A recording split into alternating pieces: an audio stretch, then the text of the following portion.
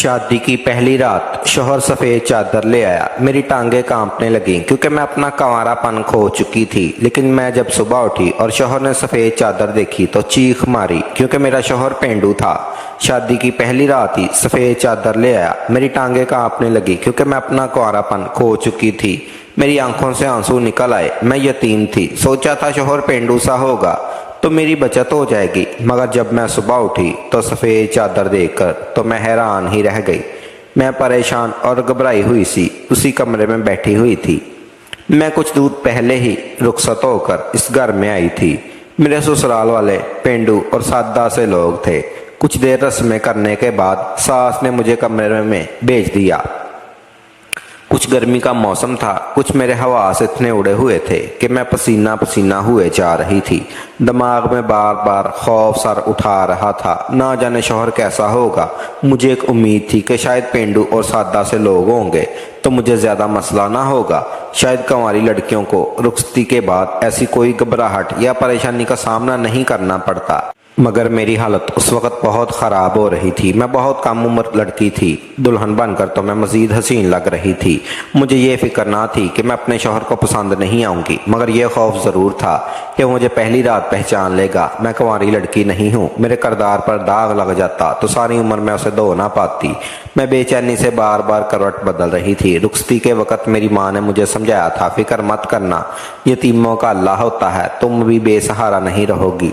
अब मैं अपनी माँ को क्या बताती कि मुझे किस वहम ने सताया हुआ था। मुझे खौफ था कि शौहर बदकरदार कहकर पहली रात घर से बाहर निकाल खड़ा कर देगा। ना मेरा हुस्न का किसी काम आता, ना तली। मैं शहर की पढ़ी लिखी लड़की थी। आम हालात में रुखसत होकर इस घर में आई तो शायद मेरे गर्दन इतनी होती, क्योंकि मेरा पलड़ा अपने शौहर से हर लिहाज से भारी होता। मगर उस वक़्त मेरे दिल में चोर था। मैं अपनी ज़ात और अपने किरदार के दाग से बखूबी वाकिफ़ थी, इसलिए अपने से कहीं कमतर और सादा से पेंडू लोगों में ब्याह के आई।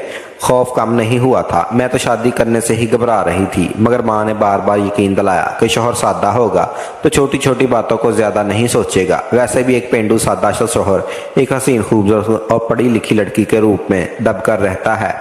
मैं भी इसी उम्मीद पर शादी करके रुखसत होकर आई थी, मगर हर चीज़ सोचकर मेरी हालत ख़राब हो रही थी कि ना जाने मेरे साथ क्या होने वाला था। अभी मैं सोचों में गुम बैठी थी कि शौहर कमरे में दाखिल हुआ। मेरा सांस बंद होने लगा। मेरी तवक्को के ऐन मुताबिक मेरा शौहर मुझे देखते ही दीवाना हो गया। मेरे हुस्न के कसीदे पढ़ने लगा। बोला, मुझे यकीन नहीं आता, मैं इतना खुश नसीब हूँ, मुझे ऐसी खूबसूरत लड़की मिल गई। मेरा शौहर मेरी मेहंदी लगे हाथों को थाम कर हंसते हुए बोला, मेरी माँ मुझसे कहती हैं कि ज़रूर तुमने अपनी ज़िंदगी में कोई नेकी की होगी जिसके बदले में तुम्हें ऐसी हसीन बीवी मिल गई, वरना हमने कभी सोचा भी नहीं था कि इस घर में रिश्ता लेकर जाएंगे तो हमें कबूल कर लिया जाएगा।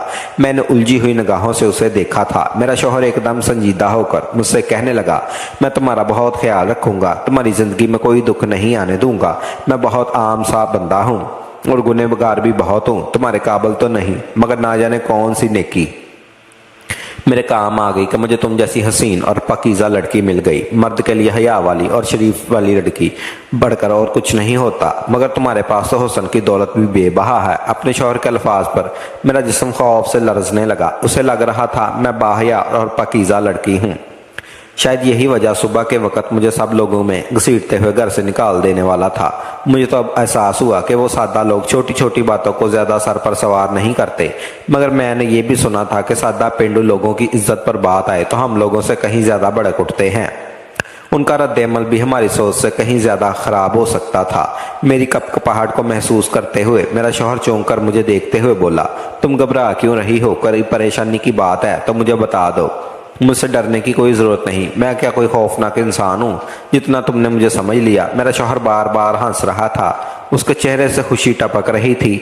साफ ज़ाहिर हो रहा था कि वो मुझसे शादी करके बहुत खुश था।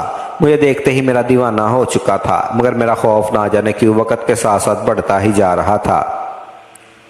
अगले ही लम्हे मेरा शौहर अचानक उठकर एक लकड़ी की अलमारी के करीब पहुंचा। मैं उसे सवालिया निगाहों से देख रही थी। उसने अलमारी खोली और सबसे निचले खाने से एक चादर निकाली। वो सफ़ेद बेदाग चादर थी। मेरा शौहर वो चादर लाया और मुझसे कहने लगा, मेरी मदद करो, मुझे बिस्तर पर यह सफ़ेद चादर बिछानी है। मैं हैरानगी से उसका मुँह देखने लगी। बिस्तर पर पहले ही चादर साफ बिछी हुई थी। सफ़ेद चादर की क्या ज़रूरत थी? हैरत के मारे मैंने बेतुका सा सवाल किया। कहने लगा, इसे तवज्जो मत दो, ये हमारे ख़ानदान का रवाज है। اگر میں نے چادر نہ ڈالی تو صبح میری ماں اس بات پر مجھ سے سوال کرے گی۔ ہمارے یہاں رخصت ہو کر آنے والی دلہن کی پاکیزگی اس طرح جانچا جاتا ہے۔ میرے شوہر نے مجھے بتایا تھا جبکہ میرا پورا جسم برف کی طرح ٹھنڈا ہو چکا تھا۔ وہ بستر سے اترنے کا بول رہا تھا مگر میرے لیے تو حرکت کرنا محال ہو چکا تھا۔ مجھے ایک لمحے میں سمجھ آئی تھی کہ مجھ جیسی لڑکی غلط گھر میں بیاہ کر آ چکی تھی جہاں عزت اور کردار کو اتنا سر پر سوار کیا جاتا تھا۔ یہ سفید چادر بچھا کر باضابطہ پورے خاندان کی بڑی بڑی عورتوں کو ثبوت دیا جاتا تھا۔ یہ لڑکی پاکیزہ اور کنواری تھی۔ میرے شوہر نے جب اپنے خاندان کا یہ رواج میرے سامنے رکھا تو میرا جسم خوف سے ساکن ہو گیا۔ دل چاہا اپنے شوہر کے پاؤں میں پڑ جاؤں، اس سے کہوں یہ چادر بستر پر بچھا کر میری توہین نہ کرے۔ میں یہ ذلت برداشت کرنے کے قابل نہیں تھی۔ شوہر نے مجھے سہارا دے کر بستر سے اتارا اور بستر پر سفید چادر بچھا دی اور بار بار مجھے تسلی دے رہا تھا، اسے صرف ایک رسم سمجھ لینا، اسے زیادہ توجہ مت دو۔ ظاہر ایسے یہی لگ رہا تھا۔ میں کنواری اور پاکیزہ لڑکی تھی۔ میری جگہ کوئی اور ہوتی تو شاید وہ اس سفید چادر کو اتنی اہمیت نہ دیتی، مگر میرے لیے تو وہ سفید چادر ذلت کی چادر لگ رہی تھی۔ میں تو اسے بستر پر لال رنگ کی خوبصورتی سے چادر دیکھ کر مطمئن ہو گئی تھی، مگر میرے شوہر نے سفید چادر بچھا کر دم لے لیا۔ میں ہراساں نگاہوں پر وہ خفت شرمندگی سے بار بار وضاحت دے رہا تھا، مگر میرا دل بے چینی سے بھر چکا تھا۔ میرا پورا وجود جیسے زلزلوں کی زد میں تھا۔ مجھے ایک دم رونا آیا۔ میں اپنے ماں کا شکوہ مزید بڑھ گیا۔ میرے شوہر نے مجھے بستر پر بٹھایا تو میری گھبرائی ہوئی صورت دیکھ کر وہ مجھے پرسکون کرنے لگا، میرے بارے میں سوالات کرنے لگا۔ بولا مجھے اپنے بارے میں بتاؤ، تمہارا مزاج کیسا ہے اور تمہیں کیا پسند ہے؟ میں نے سنا ہے کہ مرد پہلی رات اپنی پسند اور اپنے اصول بیویوں کو بتا کر انہیں احساس دلاتے ہیں کہ اس عورت کو ساری عمر شوہر کے سامنے سر جھکا کر رہنا ہے اور اس کی پسند میں ڈلنا بھی ضروری، مگر میں اس رواج کو بدلنا چاہتا ہوں۔ بولا تم مجھے اپنی پسند بتاؤ، مجھے بتاؤ کہ تمہیں کس قسم کا مرد پسند ہے۔ میں تمہارے لیے خود کو بدلنا چاہتا ہوں تاکہ میں تمہارے قابل بن سکوں اور تمہارے دل میں میری طرف سے مطمئن ہو جائے۔ میں جانتی تھی میرا شوہر میرے منہ سے اپنے بارے میں سننا چاہتا تھا۔ وہ مجھ سے باتیں کرنے کے لیے مسلسل بول رہا تھا، میری آواز سننے کے لیے مچل رہا تھا، جبکہ میرے پاس بتانے کے لیے کچھ نہیں تھا۔ اپنا بچپن اور ماضی یاد کیا تو دل بری طرح بیٹھ گیا۔ میں یتیم لڑکی تھی، کوئی خاص ہنستا مسکراتا بچپن نہیں گزرا تھا کہ اپنے شوہر کو خوش ہو کر بتا دیتی۔ میرا شوہر خود ہی مجھ سے باتیں کرتے ہوئے میرے قریب ہو گیا۔ میں نے خود کو اللہ کے حوالے کر دیا۔ ماں کا جملہ مجھے بار بار یاد آ رہا تھا کہ یتیموں کا والی وارث اللہ ہوتا ہے۔ میں نے بھی اسی بات پر یقین کر کے خود کو اپنے شوہر کے حوالے کر دیا۔ دل میں خوف سار اٹھا رہا تھا، مگر میں نے کوئی تماشا نہیں کیا۔ میں پہلے ہی اپنی کمی سے واقف تھی، اس کے بعد مزید اپنے شوہر کو تنگ نہیں کرنا چاہتی تھی، نہ ہی میں کوئی ایسی ویسی حرکت کر کے شوہر کو اپنی طرف مشکوک کرنا چاہتی تھی۔ صبح اٹھ کر میں سجدے میں گری، اللہ سے دعا مانگتی رہی، روتی رہی۔ میرا شوہر صبح جاگا تو سفید چادر کو ویسے دیکھ کر پتھر ہو گیا۔ میں سہمی ہوئی ایک جانب کھڑی خوف زدہ نگاہ سے اپنے شوہر کو دیکھنے لگی۔ نہ جانے کیا فیصلہ سنانا تھا، وہ شاید مجھے طلاق دے دیتا اور وہ یہی میری زندگی برباد ہو جاتی۔ کمرے سے باہر شوہر کا پورا خاندان جمع تھا۔ دروازے پر دوبارہ دستک دی جا چکی تھی، جبکہ میں اندر ساتھ ہی بیٹھے شوہر کو دیکھ رہی تھی۔ میری آنکھوں سے آنسو ٹپک پڑے۔ میں اپنے شوہر کی صفائی دینا چاہتی تھی، مگر وہ کچھ پوچھ ہی نہیں رہا تھا۔ میں بغیر سوال کیے جواب دے کر مزید شرمندہ نہیں ہونا چاہتی تھی۔ اچانک میرے شوہر نے ایسی حرکت کی جس پر مجھے حیرت سے شدید جھٹکا لگا تھا۔ میں پھٹی پھٹی آنکھوں سے اپنے شوہر کو دیکھ رہی تھی، جبکہ وہ اپنے گھٹنوں پر سر گرائے پھوٹ پھوٹ کر رو رہا تھا۔ میں یقین نہیں کر پا رہی تھی، وہ واقعی دنیا کا انوکھا مرد تھا۔ بیوی کو گالیاں دینے اور وضاحت مانگنے کی بجائے وہ خود روتا جا رہا تھا۔ میں گھبرا کر اس کے پاس گئی۔ مجھے خوف تھا کہ باہر سب میرے شوہر کے رونے کی آواز سن کر متوجہ نہ ہو جائیں، میری اور پوزیشن بھی زیادہ مشکوک ہو جاتی۔